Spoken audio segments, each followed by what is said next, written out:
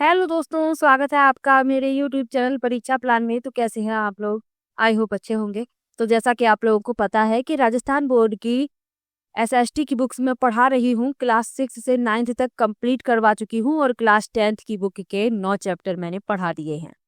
इसके अलावा लेवल 1 और लेवल 2 का प्रीवियस ईयर का पेपर भी मैं सॉल्व करवा चुकी हूँ। लेवल 1 का 2023 और 2013 वाला करवा चुकी हूँ। लेवल 2 का एसएसटी और हिंदी वाला करवा चुकी हूँ। तो आप लोग ये वीडियो भी जरूर देख लीजिएगा और इसकी मैंने प्लेलिस्ट बना दी है जहाँ पर आप सभी वीडियो एक साथ प्राप्त कर सकते हैं। तो चलिए शुरू करते हैं। आज आप लोगों को राजस्थान की सैर कराएंगे, यानी कि राजस्थान के प्रमुख पर्यटन स्थलों के बारे में जानेंगे। 10वां अध्याय है राजस्थान के प्रमुख पर्यटन स्थल। बहुत ही अच्छा लेसन है और इससे कई प्रश्न बनने की संभावना है और काफी बड़ा लेसन है। तो चलिए शुरू करते हैं। वीडियो देखने के बाद यदि आपको अच्छा लगे, हेल्पफुल लगे तो वीडियो को लाइक और शेयर कीजिएगा और यदि आप चैनल पर नए हैं तो चैनल को सब्सक्राइब कर लीजिए। तो चलिए शुरू करते हैं। कल मैंने आपको 2 प्रश्न दिए थे पिछले लेसन के। पहले मैं उनको सॉल्व करवा देती हूँ। 2 प्रश्न थे बहुविकल्पी। पहला प्रश्न है, वातारी फुलवाड़ी किसकी रचना है? तो ये विजयदान देथा की रचना है। चौथा विकल्प इसमें सही हो जाएगा। और दूसरा प्रश्न है, जिस काव्य ग्रंथ में किसी राजा की कीर्ति, विजय, युद्ध, वीरता आदि का वर्णन हो उसे क्या कहते हैं? उसे रासो कहते हैं। इसमें आपका दूसरा विकल्प सही हो जाएगा। चलिए अब आज का लेसन शुरू करते हैं। राजस्थान के प्रमुख पर्यटन स्थल।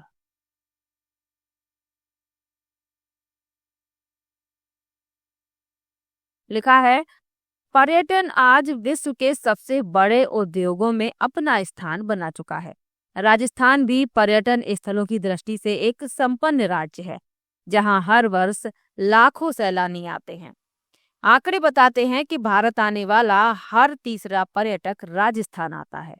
राजस्थान में पर्यटन विभाग की स्थापना 1956 में की गई थी और 1989 में इसे उद्योग का दर्जा दिया गया था। तो ये आपको याद रखना है। प्रश्न यदि पूछ लिया जाए कि राजस्थान में पर्यटन विभाग की स्थापना कब की गई थी? 1956 में, और 1989 में इसे उद्योग का दर्जा दिया गया। आज प्रत्येक देश पर्यटन से विदेशी मुद्रा प्राप्त करना चाहता है और इस हेतु प्रचार प्रसार भी कर रहा है। राजस्थान सरकार भी इस दिशा में सराहनीय प्रयास कर रही है। राजस्थान को पर्यटन की दृष्टि से 10 सर्किटों में बांटा जाना इसी प्रयास का परिणाम है। तो पर्यटन की दृष्टि से राजस्थान को 10 सर्किटों में बांटा गया है। यहाँ पर हम राजस्थान के कुछ महत्वपूर्ण पर्यटन स्थलों का अध्ययन करेंगे। बहुत ही अच्छा लेसन है। जितने भी पर्यटन स्थल हैं सबके बारे में बताया गया है। सबसे पहले लिखा है अजमेर के पर्यटन स्थलों के बारे में।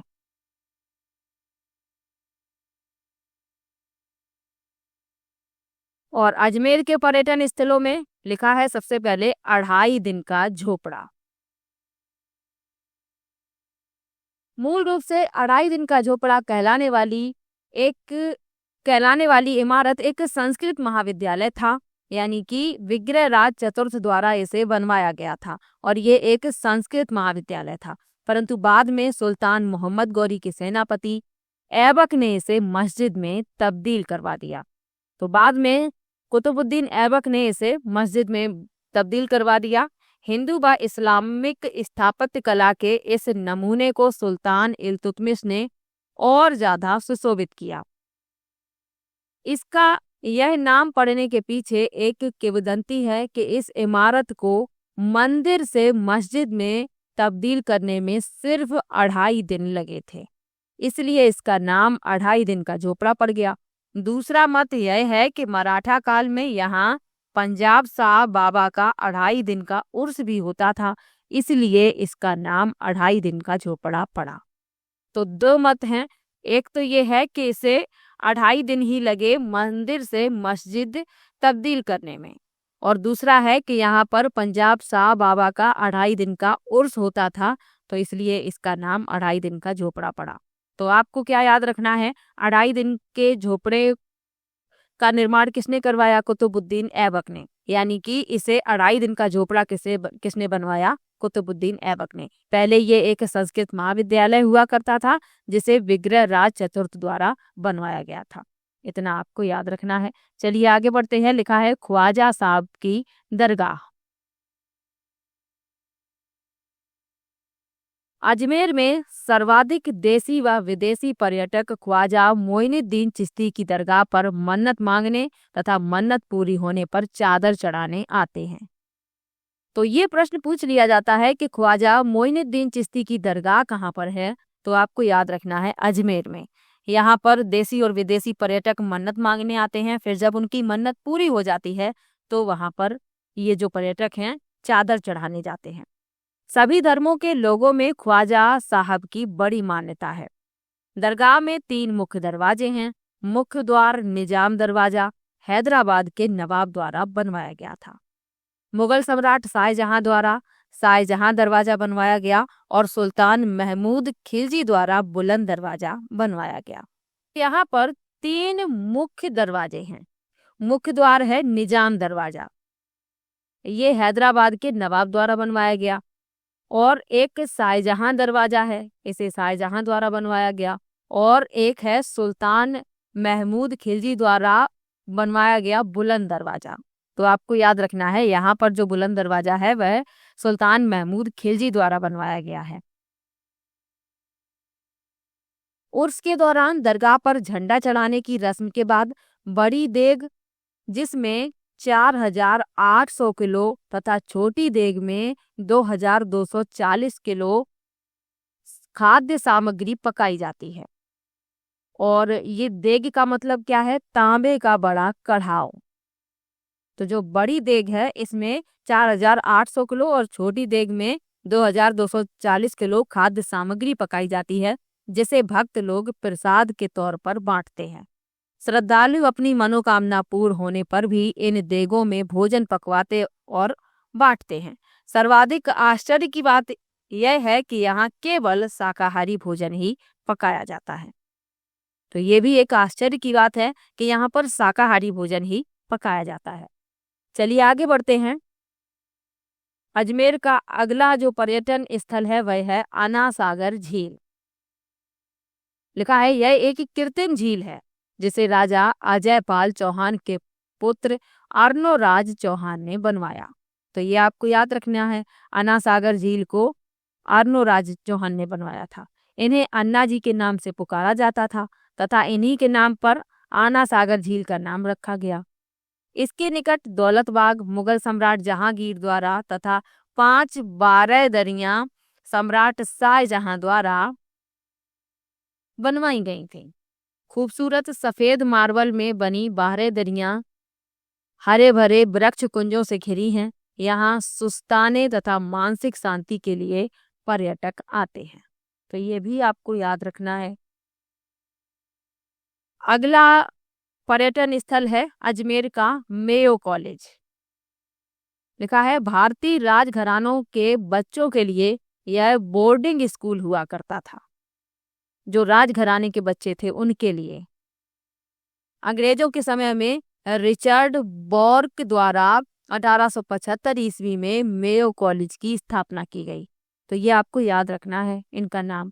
इस भवन का स्थापत्य इंडो सार्सेनिक यानी भारतीय तथा अरबी शैली का अतुलनीय उदाहरण है।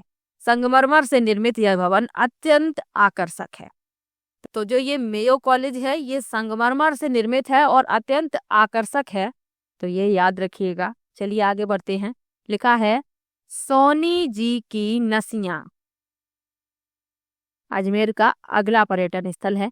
लिखा है 19वीं सदी में निर्मित यह जैन मंदिर भारत के समृद्ध मंदिरों में से एक है। इसके मुख्य कक्ष को स्वर्ण नगरी का नाम दिया गया। इसका प्रवेश द्वार लाल पत्थर से बना है तथा अंदर संगमरमर की दीवारें बनी हैं, जिन पर काष्ठ आकृतियां तथा शुद्ध स्वर्ण पत्थरों से जैन तीर्थंकरों की छवियां व चित्र बने हैं। तो ये जो सोनी जी की नसियां हैं ये प्रमुख जैन मंदिरों में से एक है। तो ये आपको याद रखना है। और इसके जो मुख्य कच्छ है इसका, इसे नाम दिया गया है स्वर्ण नगरी का। तो ये आपको याद रखना है। चलिए आगे बढ़ते हैं। लिखा है ब्रह्मा मंदिर।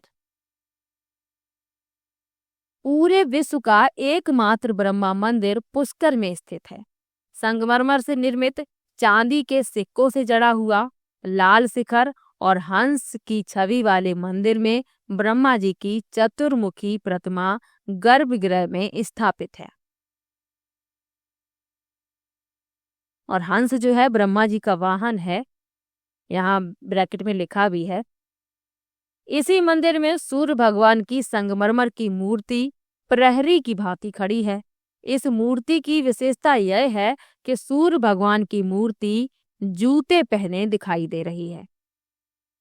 इस मंदिर की विशेषता है, जो सूर्य भगवान की मूर्ति है वह जूते पहने दिखाई दे रही है। और ये पूरे विश्व का एकमात्र ब्रह्मा जी का मंदिर है, तो ये भी याद रखिएगा। चलिए आगे बढ़ते हैं। अगला मंदिर लिखा है सावित्री मंदिर। ब्रह्मा मंदिर के पीछे ऊंची पहाड़ी पर सावित्री मंदिर है, जो ब्रह्मा जी की पहली पत्नी थी। मंदिर तक पहुंचने के लिए सुविधाजनक सीढ़ियां बनी हुई हैं। ऊपर चढ़कर मंदिर से नीचे की ओर झील, मंदिर और रेत के टीलों का विहंगम दृश्य बेहद सुंदर दिखाई पड़ता है। ऐसी किंवदंती है कि ब्रह्मा जी ने पुष्कर में अपना यज्ञ करने के लिए गायत्री से दूसरा विवाह किया था, ऐसा माना जाता है। इससे नाराज होकर पहली पत्नी सावित्री ने उन्हें श्राप दिया, जिसके फलस्वरूप ही पूरे विश्व में ब्रह्मा जी का केवल एक ही मंदिर है, पुष्कर में। अब सावित्री मंदिर पर रोपवे की सुविधा उपलब्ध है, तो ये भी याद रखिएगा। ऐसा माना जाता है कि यज्ञ करने के लिए ब्रह्मा जी ने क्या किया, गायत्री से दूसरा विवाह कर लिया। तो पहली पत्नी थी वो नाराज हो गई और उन्होंने ब्रह्मा जी को श्राप दे दिया। तो जिसके फलस्वरूप क्या हुआ, पूरे विश्व में ब्रह्मा जी का केवल एक ही मंदिर है और वह अजमेर के पुष्कर में है। ये आपको याद रखना है। चलिए आगे बढ़ते हैं। लिखा है पुष्कर सरोवर। तीर्थराज के नाम से प्रसिद्ध पुष्कर सरोवर सभी तीर्थ स्थलों का राजा कहलाता है। इस सरोवर में डुबकी लगाने पर तीर्थ यात्रा संपन्न हो जाती है, ऐसी मान्यता है। तो ऐसा माना जाता है कि इस सरोवर में जो भी डुबकी लगाता है तो उसकी तीर्थ यात्रा संपन्न हो जाती है। अर्धगोलाकार रूप में लगभग 9 से 10 मीटर गहरी यह झील 500 से अधिक मंदिरों और 52 घाटों से घिरी हुई है। तो अजमेर के जो पर्यटक स्थल थे उनके बारे में आपको बता दिया है। कौन कौन से अजमेर के पर्यटक स्थल हैं ये भी याद रखिए। 2.5 दिन का झोपड़ा, ख्वाजा साहब की दरगाह, आना सागर झील, मेयो कॉलेज, सोनी जी की नसिया, ब्रह्मा मंदिर, सावित्री मंदिर और पुष्कर सरोवर। अब अलवर के जो पर्यटन स्थल हैं उनके बारे में लिखा है। सबसे पहले लिखा है सरिस्का टाइगर रिजर्व, और ये याद भी रखना है कि ये अलवर में है। लिखा है सरिस्का को 1 नवंबर 1955 को अभयारण्य का दर्जा दिया गया था। तत्पश्चात सन 1978-79 में इसे टाइगर रिजर्व का दर्जा प्रदान किया गया। दोनों ही बातें याद रखनी है। 1955 में इसे अभयारण्य का दर्जा दिया गया और 1978-79 में इसे टाइगर रिजर्व का दर्जा प्रदान किया गया। इसका वन क्षेत्र 1203 किलोमीटर में है। बाघ के अलावा यहाँ विविध पशु पक्षियों की प्रजातियां जैसे नीलगाय, लोमड़ी, जंगली सुअर, खरगोश, तेंदुआ, चीतल, सांबर, बंदर पाए जाते हैं। पक्षियों में जंगल बैबलर, बुलबुल, quail, kestrel, serpent, eagle, red spurfowl, sand grouse, woodpecker आदि पाए जाते हैं। तो ये पक्षियों के बारे में लिखा है कि इतने प्रकार के पक्षी पाए जाते हैं। और पशु कौन कौन से पाए जाते हैं? नीलगाय, लोमड़ी, जंगली सुअर, खरगोश, तेंदुआ, चीतल, सांभर, बंदर। याद रखिएगा। चलिए आगे बढ़ते हैं। अब लिखा है भानगढ़। अलवर का अगला पर्यटक स्थल है भानगढ़। सरिस्का वन अभयारण्य से 50 किलोमीटर दूरी पर भानगढ़ स्थित है। आमेर के महाराजा भगवान दास के पुत्र माधव सिंह ने अपनी प्रथम नगरी के रूप में भानगढ़ की स्थापना की थी। तो ये याद रखिएगा। कालांतर में भानगढ़ के वीरान होने के संबंध में किंवदंतियां प्रचलित हो गईं। भानगढ़ को भारत में सर्वाधिक रहस्यमय स्थान होने का गौरव प्राप्त है। आज भी इस किले के खंडहरों में 7 मंजिला महल के अवशेष, सुव्यवस्थित बाजार, दुकानें तथा सोमेश्वर महादेव मंदिर, गणेश मंदिर, तालाब नजर आते हैं। तो ये सबसे रहस्यमय स्थान माना जाता है, ये भी याद रखिएगा। चलिए आगे बढ़ते हैं। अलवर का अगला पर्यटन स्थल है मूसी महारानी की छतरी। लिखा है महाराजा बख्तावर सिंह की रानी मूसी रानी की स्मृति में बनाई गई इस छतरी की वास्तुकला में भारतीय व इस्लामिक शैली का मिश्रण है। तो महाराजा बख्तावर सिंह की ये रानी थी मूसी रानी, इन्हीं की स्मृति में इस छतरी का निर्माण करवाया गया है। सफेद संगमरमर से बनी इस छतरी में 12 विशाल स्तंभ तथा 27 अन्य स्तंभ हैं।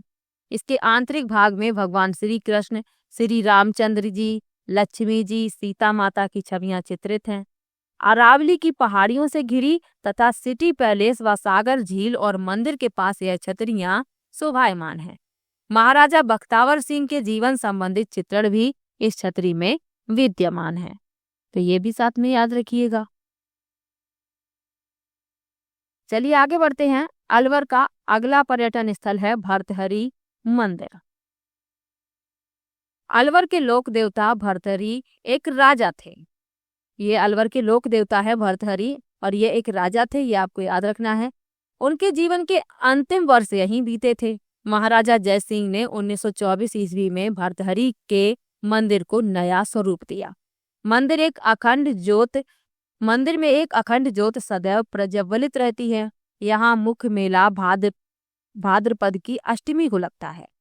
तो यहाँ एक मुख्य मेले का भी आयोजन किया जाता है, ये भी याद रखिएगा, जिसमें बड़ी संख्या में श्रद्धालु बाबा भर्तहरि की आराधना करने आते हैं। पास में ही हनुमान मंदिर, शिव मंदिर और श्री राम मंदिर भी स्थित है। चलिए आगे बढ़ते हैं। अलवर का अगला पर्यटन स्थल है सिलीसेड़ झील। अरावली के पश्चिमी छोर पर पहाड़ों के बीच प्रसिद्ध सिलीसेड़ झील स्थित है। अलवर से सरिस्का जाते समय 15 किलोमीटर की दूरी पर यह झील है। तो ये आपको याद रखना है, ये अरावली के पश्चिमी छोर पर पहाड़ों के बीच में है। इसका निर्माण महाराजा विनय सिंह ने 1845 ईस्वी में सिलीसेड़ बांध के रूप में करवाया था। स्थानीय नदी रूपारेल की एक शाखा को रोककर यह झील बनवाई गई थी। इस झील के किनारे हरी भरी वादियों के बीच मोती सा चमकता सिलीसेड़ लेक पैलेस दिखाई देता है, जिसे राजस्थान पर्यटन विकास निगम द्वारा हेरिटेज होटल के रूप में संचालित किया जाता है। तो ये आपको याद रखना है। सिलीसेड़ झील में पर्यटकों के लिए बोटिंग, बर्ड वॉचिंग की भी सुविधा है। सर्दियों में यहाँ विभिन्न प्रजातियों के पक्षी तथा पानी में तैरती बतखें व मगरमच्छ पर्यटकों का मन मोह लेते हैं। तो इसीलिए पर्यटक यहाँ पर आते हैं इस दृश्य को देखने के लिए। तो अलवर के पर्यटन स्थलों के बारे में आपको बता दिया कौन कौन से हैं। सरस्का टाइगर रिजर्व, भानगढ़, मूसी महारानी की छतरी, भर्तहरि मंदिर और सिलीसेड़ झील। अब आगे लिखा है बांसवाड़ा, सुनहरे द्वीपों का शहर। प्रश्न पूछ लिया जाता है कि सुनहरे द्वीपों का शहर किसे कहा जाता है? बांसवाड़ा को कहा जाता है। चलिए इसके पर्यटक स्थल है, इनके बारे में जान लेते हैं। सबसे पहले लिखा है माही बांध। लिखा है माही नदी पर बांसवाड़ा से 18 किलोमीटर की दूरी पर संभाग का यह सबसे बड़ा बांध है। तो ये आपको याद रखना है, ये माही नदी पर बना है बांसवाड़ा से 18 किलोमीटर दूर, जिसमें 16 गेट है तथा बांध की कुल लंबाई 3.10 किलोमीटर है। वर्षा काल में जब यह पूर्ण भर जाता है तब सभी गेट खोलने पर जो दृश्य उत्पन्न होता है उसका नजारा अनुपम और मनोहारी होता है। इसे देखने को पूरे वर्ष सैलानी इंतजार करते हैं। यहाँ वाटर स्पोर्ट्स की असीम संभावना है। तो इस मनोरम दृश्य को देखने के लिए लोग यहाँ पर आते हैं। चलिए आगे बढ़ते हैं। लिखा है त्रिपुरा सुंदरी। बांसवाड़ा डूंगरपुर मार्ग पर 19 किलोमीटर दूरी पर तलवाड़ा गांव ग्राम के समीप उमराई गांव में स्थित मां त्रिपुरा सुंदरी का प्राचीन मंदिर है। मंदिर के उत्तरी भाग में सम्राट कनिष्क के समय का एक शिवलिंग होने से कहा जाता है कि यह स्थान कनिष्क के पूर्व काल से ही प्रतिष्ठित है। काले पाषाण की सिंह पर सवार 18 भुजाओं वाली दिव्य आयुष विशाल प्रतिमा है जो शक्तिपीठ के रूप में जानी जाती है। स्थानीय लोग इसे तरतई माता त्रिपुरा महालक्ष्मी के नाम से पुकारते हैं। मंदिर के समीप शिलालेख विक्रम संवत 1540 लगा हुआ है। देश विदेश में प्रसिद्ध शक्तिपीठ मां त्रिपुरा सुंदरी आस्था का प्रमुख धार्मिक पर्यटन स्थल है। चैत्र एवं आश्विन नवरात्रि में हजारों की संख्या में श्रद्धालु अपनी मनोकामना हेतु यहाँ आते हैं। तो जो नवरात्रि होती हैं उनमें श्रद्धालु यहाँ पर मनोकामना के लिए आते हैं। और ये प्रश्न कई परीक्षाओं में पूछ लिया जाता है कि त्रिपुरा देवी का मंदिर या त्रिपुरा माता का मंदिर कहाँ पर है, तो आपको याद रखना है बांसवाड़ा में। ये बांसवाड़ा डूंगरपुर मार्ग पर 19 किलोमीटर की दूरी पर स्थित है। चलिए आगे बढ़ते हैं। अगला पर्यटक स्थल है मानगढ़ धाम। लिखा है राजस्थान के जलियांवाला बाग के नाम से प्रसिद्ध मानगढ़ धाम बांसवाड़ा से 85 किलोमीटर की दूरी पर आनंदपुरी के समीप राजस्थान गुजरात सीमा की पहाड़ी पर स्थित है। तो ये आपको याद रखना है। यदि प्रश्न पूछ लिया जाए कि राजस्थान के जलियांवाला बाग के नाम से किसे जाना जाता है, तो मानगढ़ धाम को। यह स्थान आदिवासी अंचल में स्वाधीनता आंदोलन के अग्रज माने जाने वाले महान संत गोविंद गुरु की कर्मस्थली माना जाता है। ऐतिहासिक मान्यता अनुसार इसी स्थान पर गोविंद गुरु के नेतृत्व में मानगढ़ की पहाड़ी पर सभा के आयोजन के दौरान अंग्रेजी हुकूमत के खिलाफ स्वतंत्रता की मांग कर रहे 1500 राष्ट्रभक्त आदिवासियों पर अंग्रेजों ने निर्ममतापूर्वक गोलियां चलाकर उनकी नृशंस हत्या कर दी थी। जैसा जलियांवाला बाग हत्याकांड हुआ था उसी तरीके से यहाँ पर किया गया। जो आदिवासी थे, राष्ट्रभक्त आदिवासी, उन पर अंग्रेजों ने निर्ममतापूर्वक गोलियां चलाई और उनकी नृशंस हत्या कर दी थी। इसीलिए इसे कहा जाता है राजस्थान का जलियांवाला बाग। मानगढ़ धाम पर प्रतिवर्ष मार्गशीर्ष पूर्णिमा पर मेले का आयोजन होता है, जिसमें राजस्थान, गुजरात एवं मध्य प्रदेश से हजारों श्रद्धालु आते हैं। वर्तमान में इसे राष्ट्रीय शहीद स्मारक के रूप में विकसित किया जा रहा है, तो ये भी याद रखिएगा। चलिए आगे बढ़ते हैं। लिखा है अब्दुल्ला पीर।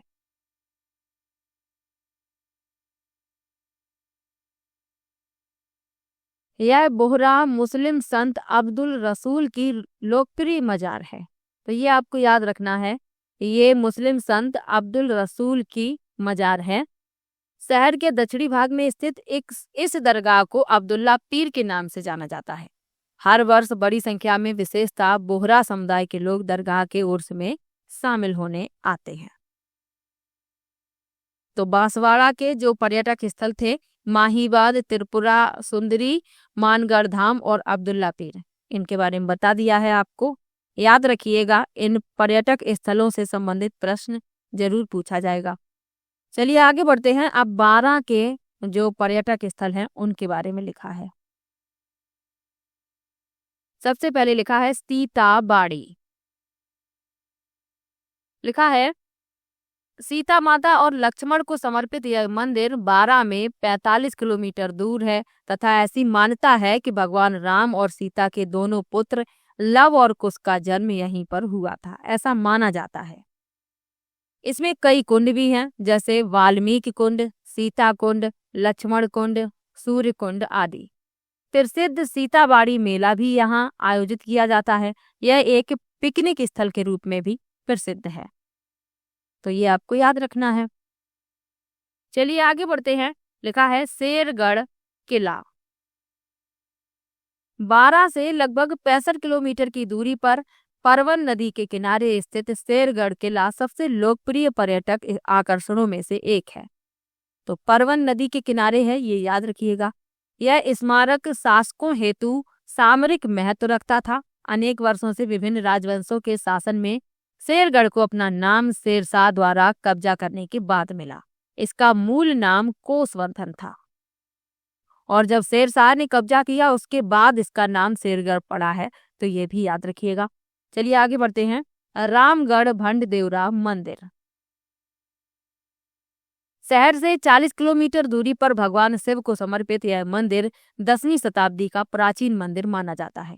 इसकी वास्तुकला की शैली खजुराहो शैली से मिलती जुलती है, तो ये आपको याद रखना है। जो वास्तुकला की शैली है वह खजुराहो शैली से मिलती जुलती है, इसीलिए इसे राजस्थान का मिनी खजुराहो कहा जाता है।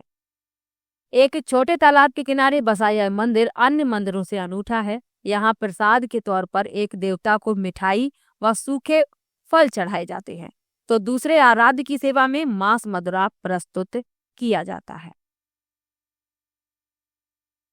तो ये 12 के पर्यटक स्थल थे, सीताबाड़ी, शेरगढ़ किला और रामगढ़ भंड देवरा मंदिर। अब लिखा है बाड़मेर के पर्यटक स्थलों के बारे में। तो बाड़मेर के पर्यटन स्थलों में सबसे पहले लिखा है किराडू मंदिर के बारे में। लिखा है थार रेगिस्तान में चमकते लाल मानक जैसे मंदिर शहर से यह मंदिर लगभग 35 किलोमीटर दूर है, जिन्हें आप जाकर देखें तो देखते ही रह जाएं। सोलंकी वास्तुकला शैली में उभरे कंगूरे स्तंभ और पत्थर पर की गई बारीक नक्काशी का काम इन मंदिरों को विशिष्ट बनाता है। इन मंदिरों को भगवान शिव को समर्पित किया गया है। उल्लेखनीय है कि यहाँ कुछ मूर्तियां तथा यथा स्थान कुछ इधर उधर रेत के ढोरों में बिखरी पड़ी हैं। यहाँ 5 मंदिर हैं, जिनमें सोमेश्वर महादेव मंदिर सर्वोच्च कोटि का है। तो आपको याद रखना है सोमेश्वर महादेव मंदिर जो है यहाँ पर किराडू मंदिर में, ये सर्वोच्च कोटि का है और यहाँ पर कुल 5 मंदिर हैं, ये भी याद रखिएगा। चलिए आगे बढ़ते हैं। बाड़मेर का अगला पर्यटक स्थल है नाकोड़ा जी जैन मंदिर। लिखा है यह भव्य जैन मंदिर बहुत सारे हमले सह चुका है। आलम शाह ने 13वीं शताब्दी में इस मंदिर पर हमला किया और इसे लूट कर ले गया, लेकिन भाग्यवश भगवान की प्रतिमा को नहीं ले जा सका। गांव वालों को इस हमले का आभास होने पर उन्होंने मूर्ति को गांव में ही ले जाकर छिपा दिया था। शांति होने के बाद 15वीं सदी में प्रतिमा को वापस लाकर मंदिर में पुनः स्थापित किया गया। वैसे 3री शताब्दी में निर्मित इस मंदिर को कई बार पुनर्निर्मित किया जा चुका था। यहाँ सबसे बड़ा मंदिर पार्श्वनाथ का है, तो ये आपको याद रखना है। और यहाँ पर जो मूर्ति थी तो हमले की आशंका की वजह से गांव वालों ने उसे छुपा लिया था और जब शांति हो गई तो 15वीं सदी में प्रतिमा को फिर से वहां पर स्थापित कर दिया गया। चलिए आगे बढ़ते हैं। लिखा है रानी भटियानी मंदिर। भुआसा के नाम से प्रसिद्ध रानी भटियानी एक हिंदू देवी हैं जो पश्चिमी राजस्थान और सिंध पाकिस्तान में पूजनीय हैं। बाड़मेर के जसोल गांव में स्थित रानी भटियानी का मंदिर मुख्यतः ढोली जाति के लोगों द्वारा श्रद्धा से माना जाता है। तो ये आपको याद रखना है, ढोली जाति के लोग हैं, उनके द्वारा रानी भटियानी का मंदिर श्रद्धा से माना जाता है। यह रानी जैसलमेर के जोगीदास गांव की राजकुमारी थी तथा भाटी राजपूत थीं। राठौड़ राजा से शादी करके बाड़मेर आई, परंतु राठौड़ राजा की बड़ी रानी ने इन्हें तथा इनके पुत्र लाल सिंह को ईर्ष्यावश जहर दिलवाकर मरवा दिया था। तो जो बड़ी रानी थी उन्होंने जहर देकर इनको और इनके पुत्र को मरवा दिया था। तो ये आपको याद रखना है और ये याद रखिएगा कि रानी भटियानी का मंदिर बाड़मेर में है, इतना आपको याद रखना ही है। तो बाड़मेर के 3 पर्यटन स्थलों के बारे में बताया है, किराडू के मंदिर, श्री नाकोड़ा जी जैन मंदिर और रानी भटियानी मंदिर। चलिए आगे बढ़ते हैं। अब भरतपुर के पर्यटक स्थलों के बारे में जानते हैं। सबसे पहले लिखा है केवला देव घना राष्ट्रीय उद्यान, और कई बार ये प्रश्न पूछा भी जाता है, आपको याद रखना है कि ये भरतपुर में है। घने वृक्ष, तालाब तथा शोरगुल से दूर यह स्थान पक्षियों के लिए स्वर्ग समान है। इसे 1971 ईस्वी में संरक्षित पक्षी अभयारण्य तथा 1985 ईस्वी में विश्व धरोहर भी घोषित किया गया था। तो आपको याद रखना है 1985 में इसे विश्व धरोहर घोषित किया गया। यहाँ हजारों की संख्या में विदेशी दुर्लभ पक्षी प्रति वर्ष सर्दियों में आते हैं, अपने घोंसले बनाते हैं, प्रजनन करते हैं तथा गर्मी की शुरुआत होते होते वापस अपने देश चले जाते हैं। लगभग 230 प्रजातियों के पक्षी यहाँ देखे जा सकते हैं। 18वीं सदी के मध्य में भरतपुर के दक्षिण पूर्व में एक छोटे जलाशय के रूप में घना पक्षी विहार निर्मित किया गया था। आज इसे विश्व का सबसे ज्यादा शानदार व आकर्षक पक्षी विहार होने का गर्व प्राप्त है। इसमें भारतीय सारस क्रेन, साइबेरियन क्रेन, जल मुर्गी, चीनी मुर्गी, heron, painted stork, cormorant, knob billed duck, white spoonbill, sandpiper आदि विभिन्न प्रजातियों के पक्षी आते व विचरण करते हैं। तो इन पक्षियों के नाम याद रखिएगा। लगभग 230 प्रजातियों के पक्षी यहाँ देखे जा सकते हैं। तो जैसे ही सर्दी होती है तो ये पक्षी यहाँ पर आते हैं, अपने घोंसले बनाते हैं, प्रजनन करते हैं और गर्मी की शुरुआत होते होते ये वापस अपने देश चले जाते हैं जहाँ से ये आते हैं। चलिए आगे बढ़ते हैं। भरतपुर का अगला पर्यटन स्थल है लोहागढ़ किला, और लोहागढ़ किला के बारे में आप पहले भी पढ़ चुके हैं। नाम से ही प्रभावित करने वाला यह किला ब्रिटिश हमलों का सामना कर चुका है और अंततः ब्रिटिश सैन्य अधिकारी आर्थर वेलस्ले ने इस पर कब्जा कर लिया था। इसके मजबूत गेट अष्टधातु व लकड़ी के बने हैं तथा दुश्मनों से बचने के लिए इसके चारों ओर गहरी खाई है जिसमें पानी भर दिया जाता था।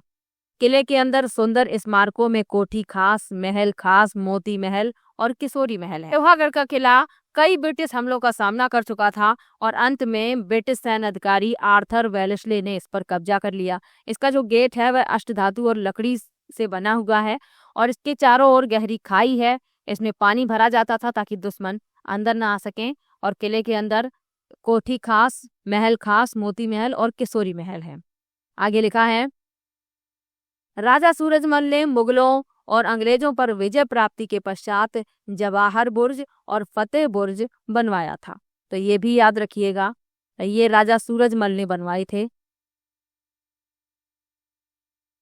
जवाहर बुर्ज और फतेह बुर्ज।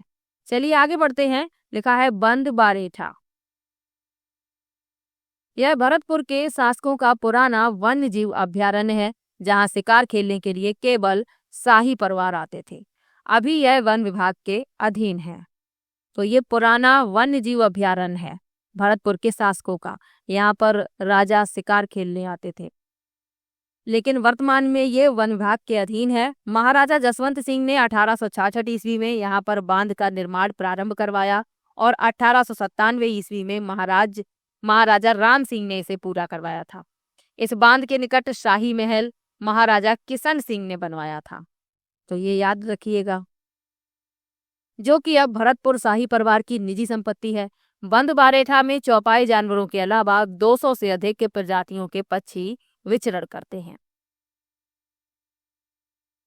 चलिए आगे बढ़ते हैं। भरतपुर का अगला पर्यटक स्थल है गंगा मंदिर। भरतपुर का लोकप्रिय मंदिर राजपूत, मुगल तथा द्रविड़ स्थापत्य शैली का सुंदर मिश्रण है। यह मंदिर महाराजा बलवंत सिंह द्वारा 1843 ईस्वी में बनवाना शुरू किया गया था, जिसका निर्माण कार्य 90 वर्षों तक चला। सोचिए कितने दिनों में इस मंदिर का निर्माण कार्य पूरा हो पाया, 90 वर्ष में। उनके उत्तराधिकारी राजा बिरजेंद्र सिंह ने इस मंदिर में देवी गंगा नदी की मूर्ति की स्थापना की। ऐसी मान्यता है कि इसके निर्माण के लिए राज्य के सभी कर्मचारियों तथा समृद्ध लोगों ने 1 माह का वेतन दान किया था, ये माना जाता है। यहाँ मुख्य आकर्षण भगवान कृष्ण, लक्ष्मी नारायण और शिव पार्वती की मूर्तियां हैं। गंगा सप्तमी और गंगा दशहरा के अवसर पर यहाँ बड़ी संख्या में लोग आते हैं। तो ये याद रखिएगा, गंगा सप्तमी और गंगा दशहरा को यहाँ बड़ी संख्या में लोग आते हैं। तो भरतपुर के पर्यटक स्थलों में आपने केवलादेव घना राष्ट्रीय उद्यान, लोहागढ़ किला, बंद बारेठा और गंगा मंदिर के बारे में पढ़ लिया है।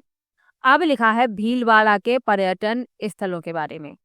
तो भीलवाड़ा को राजस्थान की वस्त्र नगरी कहा जाता है, ये आप याद रखिएगा, टेक्सटाइल सिटी ऑफ राजस्थान। तो इसका पर्यटन स्थल है मेनाल जलप्रपात, पहला लिखा हुआ है मेनाल जलप्रपात। चलिए इसके बारे में पढ़ लेते हैं। भीलवाड़ा से 80 किलोमीटर दूर कोटा रोड पर नेशनल हाईवे 27 यानी नेशनल हाईवे 27 पर मेनाल अपने अलौकिक नैसर्गिक वैभव के कारण हजारों की संख्या में पर्यटकों को आकर्षित करता है। चारों तरफ जंगलों से घिरा मेनाल का झरना दूर दराज क्षेत्रों से आने वाले विदेशी पर्यटकों को भी आकर्षित करता है। 150 फीट गहरी खाई में गिरने वाली इसकी जलधारा बड़ी जोर की आवाज करती है और देखने वालों की नजर वहां से नहीं हटती। मेनाल में शिव जी का अत्यंत सुंदर वैभवशाली मंदिर है, तो ये भी साथ में याद रखिएगा।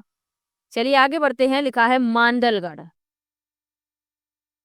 भीलवाड़ा से 54 किलोमीटर दूर स्थित इस जगह का ऐतिहासिक महत्व है, क्योंकि यह मध्यकाल के दौरान कई युद्धों का साक्षी रहा। इतिहास प्रसिद्ध हल्दी घाटी युद्ध के दौरान मुगल सम्राट अकबर ने इस स्थान पर डेरा जमाया था। लगभग आधा मील लंबा किला पहाड़ी के शिखर पर प्राचीरों और खाई की सुरक्षा के साथ अडिग है। माना जाता है कि किला बाल नोट राजपूतों के एक प्रमुख द्वारा निर्मित किया गया था। किले में 2 मंदिर हैं, जिसमें एक भगवान शिव को समर्पित है और दूसरा भगवान कृष्ण को समर्पित है। तो याद रखिएगा मांडलगढ़ कहाँ पर है, भरतपुर में है, और इस किले में 2 मंदिर हैं, एक भगवान शिव का और दूसरा भगवान कृष्ण का। और जब हल्दी घाटी का युद्ध हुआ था तो अकबर ने इसी स्थान पर डेरा जमाया था, ये भी याद रखिएगा। चलिए आगे बढ़ते हैं। लिखा है सायपुरा।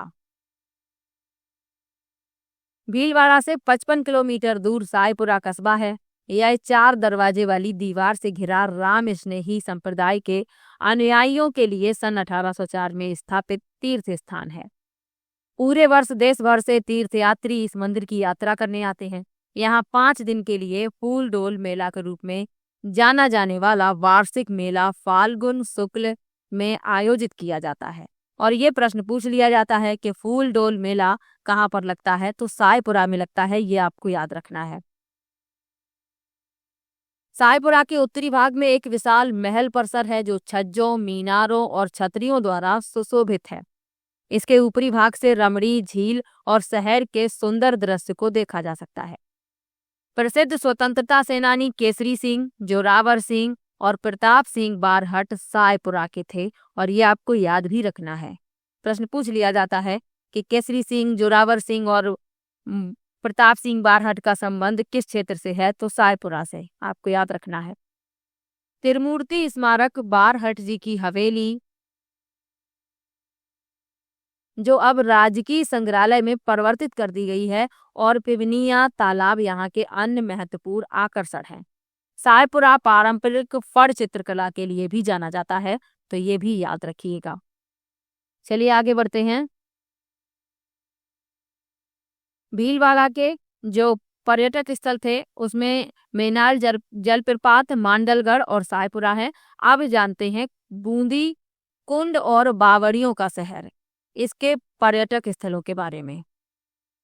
ये कुंड और बावड़ियों का शहर है, याद रखिएगा। सबसे पहले लिखा है तारागढ़ फोर्ट यानी तारागढ़ किला। राजपूत शैली में 1345 ईस्वी में निर्मित यह किला बूंदी की सबसे आकर्षक जगह है। यह किला और महल ऊंची पहाड़ी पर बने हैं तथा दुर्भाग्यवश जंगली झाड़ियों के बीच जीर्ण शीर्ण अवस्था में है। इसकी सुंदरता का अनुमान इसके देवालय, स्तंभ, शीर्ष मंडपों वाली छतरियां, वक्राकार छत और हाथी व कमल के रूप में सजी इसकी सुंदरता से लगाया जा सकता है। तो ये जंगली झाड़ियों के बीच है और अब जीर्ण शीर्ण अवस्था में है, लेकिन इसकी सुंदरता का अनुमान आप इसके स्थापत्य शैली से लगा सकते हैं। चलिए आगे बढ़ते हैं। लिखा है 84 खंभों की छतरी। इंपॉर्टेंट है, इससे संबंधित प्रश्न पूछ लिया जाता है। लिखा है बूंदी के महाराजा अनिरुद्ध सिंह द्वारा अपनी एक प्रिय सेवादार की स्मृति में बनवाई गई छतरी 84 खंभों पर टिकी है। यह एक प्रभावशाली व सुंदर संरचना है जिसे पर्यटक इसकी कलात्मक नक्काशी, जिसमें हिरन, हाथी तथा अप्सराओं का चित्रांकन है, के कारण बहुत पसंद करते हैं। चलिए आगे बढ़ते हैं। लिखा है चित्र महल बूंदी।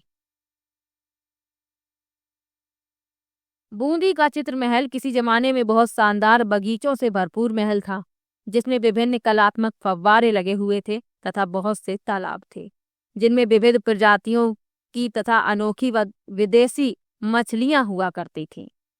इस महल का नाम इसीलिए चित्र महल रखा गया क्योंकि इसकी सभी दीवारों और छतों को बेहद सुंदर व आकर्षक पेंटिंग्स से सजाया गया है, इसीलिए इसे चित्र महल कहा गया है। पुराने जमाने में 18वीं शताब्दी के दौरान बूंदी शहर मिनिएचर पेंटिंग्स बनाने वाले कलाकारों का गढ़ था तथा यहाँ के राजा मिनिएचर पेंटिंग्स को बहुत बढ़ावा देते थे। देवी देवताओं, युद्ध के दृश्यों, हाथियों और राधा कृष्ण के विभिन्न क्रियाकलापों के चित्र केवल इसी क्षेत्र की कला में ही देखने को मिलते हैं। चित्र महल में एक और चित्रशाला भी है, जिसे महाराजा उम्मेद सिंह जी के आदेशों से बनवाया गया था। यह चित्रशाला चूंकि महल के एकदम अंदरूनी हिस्से में है, इसीलिए यहाँ बनी पेंटिंग्स को सूर्य की रोशनी तथा मौसम की नमी से अभी तक कोई नुकसान नहीं पहुंचा है, क्योंकि ये बहुत अंदरूनी हिस्से में है तथा कलाकारों द्वारा पेंटिंग्स को दी गई चमक और रंग अपने मूल रूप में मौजूद है। क्योंकि नमी और सूरज की रोशनी वहां पहुंचती नहीं है, जिससे इन चित्र को नुकसान हो, तो ये पेंटिंग्स अभी भी अपनी मूल रूप में ही मौजूद हैं। चलिए आगे बढ़ते हैं। लिखा है रानी जी की बावड़ी।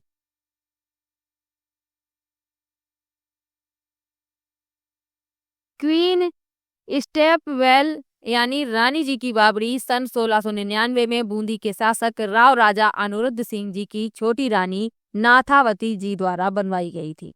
तो ये आपको याद रखना है, ये रानी नाथावती द्वारा बनवाई गई थी। इस बावड़ी का मुख्य द्वार आमंत्रण देता प्रतीत होता है।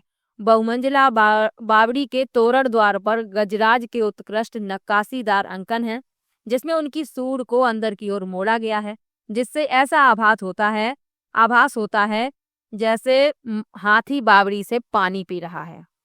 यानी इस तरीके से हाथी की मूर्ति बनाई गई है कि ऐसा लग रहा है जैसे हाथी बावड़ी से पानी पी रहा है। तो बूंदी के पर्यटन स्थलों के बारे में पढ़ लिया है, अब पढ़ेंगे चित्तौड़गढ़ के बारे में। पूरी सैर आपको कराएंगे राजस्थान की। लिखा है चित्तौड़गढ़ किला। सिसोदिया राजपूतों का गढ़ यह किला गंभीरी और बेड़च नदी के तट पर स्थित है। इसके बारे में आप पहले भी पढ़ चुके हैं, आपको पता ही है। इस किले की निर्माण की ऐतिहासिक तिथि पर मतभेद है। पौराणिक कथा के अनुसार इसका निर्माण पौराणिक युग में महाभारत महाकाव्य के एक पांडव नायक भीम द्वारा प्रारंभ करवाया गया था। किले में बहुत से भव्य स्मारक हैं, जिनमें से कुछ समय की मार झेल कर जीर्ण शीर्ण हो रहे हैं।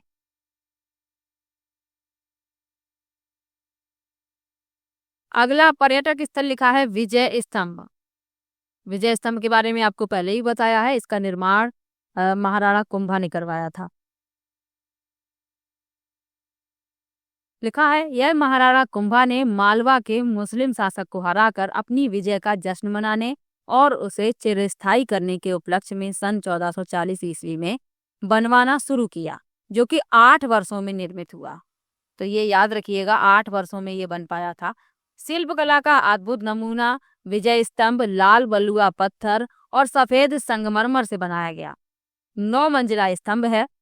इसमें हिंदू देवी देवताओं की मूर्तियां अलंकृत की गई हैं। इसमें ऊपर जाने के लिए सकरी सीढ़ियों का रास्ता है और ऊपर जाकर बालकनियों से पूरे शहर का विहंगम दृश्य देखा जा सकता है। चलिए आगे बढ़ते हैं। लिखा है कीर्ति स्तंभ। चलिए कीर्ति स्तंभ के बारे में जान लीजिए। और ये जो विजय स्तंभ है, जिसके बारे में अभी आपको बताया है, ये चित्तौड़गढ़ किले के अंदर ही है, तो ये भी याद रखिएगा। चलिए आगे बढ़ते हैं। यह विशाल स्तंभ जैन तीर्थंकर तथा महान शिक्षाविद आदिनाथ जी को समर्पित है। एक धनी जैन व्यापारी जीजा बघेरवाल तथा उनके पुत्र पुण्य सिंह ने 13वीं शताब्दी में बनवाया था। यह 24.5 मीटर ऊंचा हिंदू स्थापत्य शैली में बना विजय स्तंभ से भी पुराना है। ये विजय स्तंभ से भी पुराना है, ये याद रखिएगा। इस 6 मंजिले स्तंभ पर जैन तीर्थंकरों की तथा ऊपरी मंजिलों में सैकड़ों लघु मूर्तियां शिल्पांकित की गई हैं। चलिए आगे बढ़ते हैं। लिखा है भैंसरोडगढ़ किला। यह भव्य आकर्षक किला 200 फुट ऊंची सपाट पहाड़ी की चोटी पर और चंबल और ब्राह्मणी नदियों से घिरा हुआ है। इस किले की सुंदरता से अभिभूत होकर ब्रिटिश इतिहासकार जेम्स टॉड ने कहा था कि यदि उन्हें राजस्थान में एक जागीर की पेशकश की जाए तो वह भैंसरोडगढ़ को ही चुनेंगे। ये किसने कहा था? यह ब्रिटिश इतिहासकार जेम्स टॉड ने कहा था। कोई सटीक जानकारी न मिलने के कारण इस किले के निर्माण के संबंध में कुछ स्पष्ट नहीं कहा जा सकता है। हालांकि किला 2री शताब्दी में निर्मित किया गया ऐसा माना जाता है।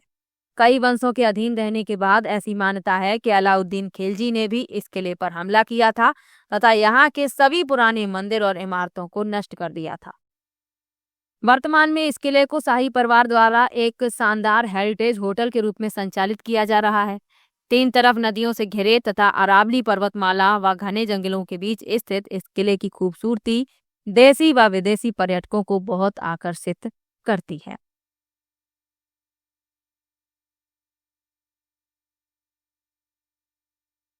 तो इतना आपको भैंसरोडगढ़ किला के बारे में याद रखना है।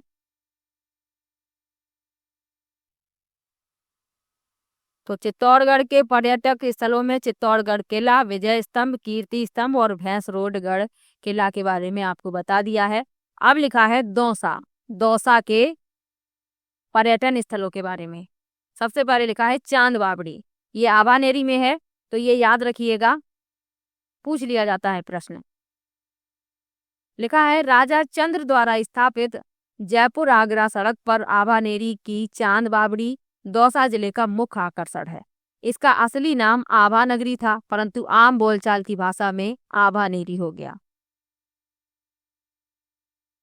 पर्यटन विभाग द्वारा यहाँ प्रत्येक वर्ष सितंबर अक्टूबर में आभानेरी महोत्सव आयोजित किया जाता है। यह 2 दिन चलता है तथा पर्यटकों के मनोरंजन के लिए राजस्थानी खाना तथा लोक कलाकारों द्वारा विभिन्न गीत व नृत्य के कार्यक्रम होते हैं।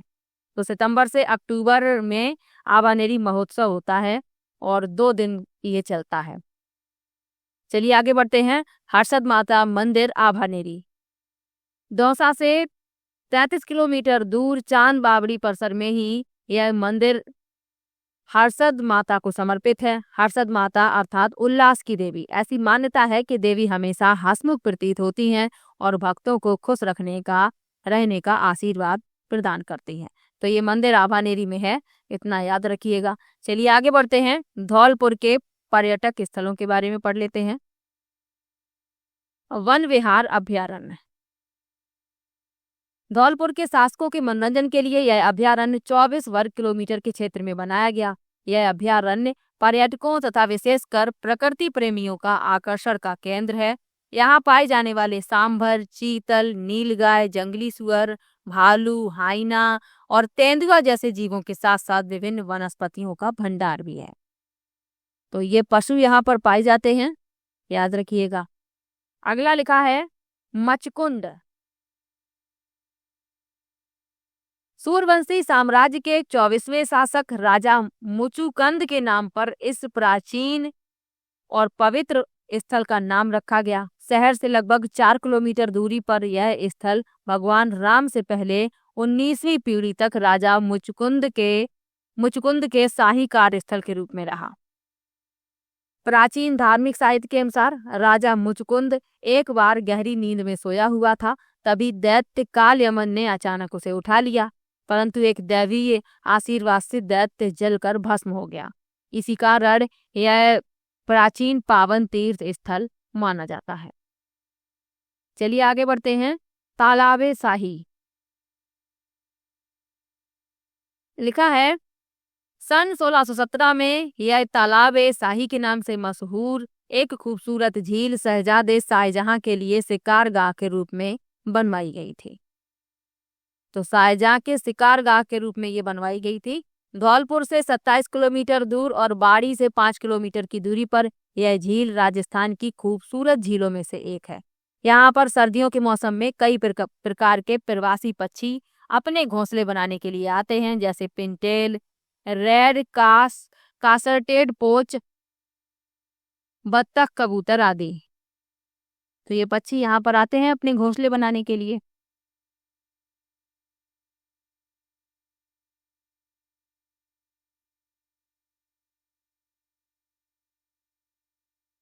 तो धौलपुर के पर्यटक स्थलों में वन विहार अभ्यारण्य, मचकुंड, तालाब शाही के बारे में पढ़ा दिया है। अब लिखा है डूंगरपुर।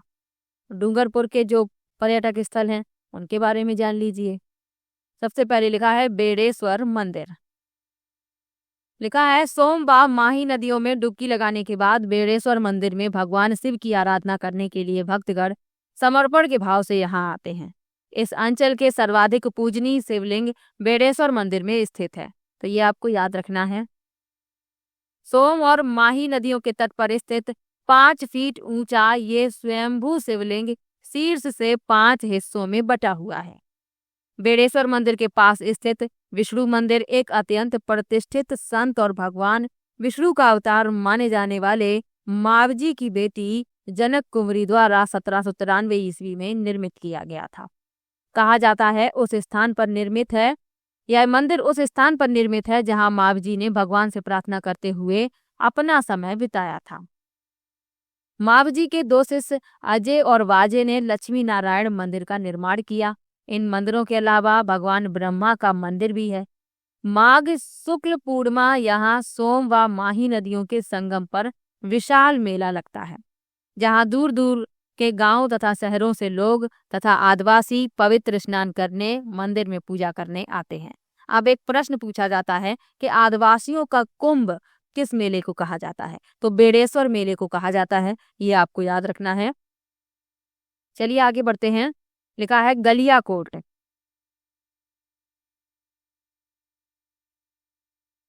दाऊदी बोहरा समाज का पवित्र स्थान गलियाकोट दरगाह है, याद रखिएगा। डूंगरपुर से 58 किलोमीटर की दूरी पर माही नदी के किनारे स्थित गलियाकोट नामक एक गांव है। यह स्थान सैयद फखरुद्दीन की मजार के लिए जाना जाता है। वह एक प्रसिद्ध संत थे जिनकी मृत्यु के बाद गांव में ही दफन किया गया था। यह मजार श्वेत संगमरमर से बनाई गई है और उनकी दी हुई शिक्षाएं दीवारों पर सोने के पानी से उत्कीर्ण हैं। गुंबद के अंदरूनी हिस्से को खूबसूरत स्वर्ण पत्रों से सजाया गया है, जबकि पवित्र कुरान की शिक्षाओं को कब्र पर सुनहरे पन्नों में उत्कीर्ण किया गया है। तो ये सैयद फखरुद्दीन की मजार है, ये आपको याद रखना है। चलिए आगे बढ़ते हैं। लिखा है गैब सागर झील। इस झील के प्राकृतिक वातावरण और कोलाहल से दूर होने के कारण यहाँ बड़ी संख्या में पक्षियों का बसेरा है। रमणी झील गैब सागर डूंगरपुर का एक प्रमुख आकर्षण है। इसके तट पर श्रीनाथ जी का मंदिर है। श्रीनाथ जी का मंदिर समूह है। इस मंदिर परिसर में कई अति सुंदर नक्काशीदार मंदिर और विजय राजेश्वर मंदिर शामिल है। तो ये याद रखिएगा। तो डूंगरपुर के जो पर्यटक स्थल थे कौन कौन से? बेड़ेश्वर मंदिर, गलियाकोट और गैब सागर झील। इनके बारे में आपको पढ़ा दिया है। तो आज का ये वीडियो मैं यहीं पर समाप्त करती हूँ, क्योंकि ये लेसन बहुत बड़ा है। मैंने आपको पहले ही बताया था ये बड़ा लेसन है, 2 पार्ट में कंप्लीट होगा। आधा कंप्लीट हो गया है, आधा नेक्स्ट वीडियो में मैं कंप्लीट करवा दूंगी। तो चलिए मिलते हैं नेक्स्ट वीडियो में। और मैंने 6 से 12th तक पढ़ाने के लिए कहा था SST की बुक, तो 6, 7, 8, 9th तो मैंने बिल्कुल कंप्लीट करवाई, एक भी लेसन नहीं छोड़ा। 10th की बुक भी मैं कंप्लीट करवा रही हूँ और इन सभी किताबों में से मैंने प्रत्येक चैप्टर को पढ़ाया है, कोई भी चैप्टर नहीं छोड़ा है। लेकिन 10th की बुक कंप्लीट होने के बाद मैं इस सीरीज को यहीं पर बंद कर दूंगी, क्योंकि मैंने आप लोगों से कहा था कि मैं 6 से 12th तक पढ़ाऊंगी, लेकिन आप लोग भी सपोर्ट करेंगे। पर आप लोगों ने बिल्कुल भी सपोर्ट नहीं किया। मैंने लगातार आप लोगों को वीडियो भी दी, डेली वीडियो लेकर मैं आती हूँ, पर आप लोग बिल्कुल भी सपोर्ट नहीं करते हैं। तो 10th की बुक कंप्लीट हो जाएगी, उसके बाद इस सीरीज को मैं यहीं पर बंद कर दूंगी। ये आधा लेसन बचा हुआ है, नेक्स्ट वीडियो में कंप्लीट हो जाएगा। उसके बाद एक लेसन और है, फिर 10th की बुक कंप्लीट हो जाएगी और ये सीरीज भी यहीं पर बंद हो जाएगी। 11th और 12th की बुक आप लोग स्वयं से पढ़ लीजिएगा, लेकिन पढ़ जरूर लीजिएगा। क्योंकि बहुत इंपॉर्टेंट टॉपिक अभी बाकी हैं पढ़ने। इतने टॉपिक पढ़ने के बाद भी अभी कई टॉपिक ऐसे हैं जिनसे प्रश्न बनने की संभावना है, और वो टॉपिक आपको 11th और 12th की बुक में मिलेंगे। तो आप लोग स्वयं से पढ़ लीजिएगा, क्योंकि आप लोगों ने मुझे तो सपोर्ट नहीं किया। आप लोग सपोर्ट करते तो मैं 12th तक पूरा कंप्लीट करवा देती। तो ये सीरीज आपकी 10th की बुक कंप्लीट होने के बाद यहीं पर बंद हो जाएगी। तो चलिए मिलते हैं नेक्स्ट वीडियो में। और वीडियो कैसा लगा कमेंट में ज़रूर बताइएगा। वीडियो को लाइक और शेयर तो आप करते ही नहीं हैं। तो चलिए मिलते हैं नेक्स्ट वीडियो में, तब तक के लिए बाय बाय।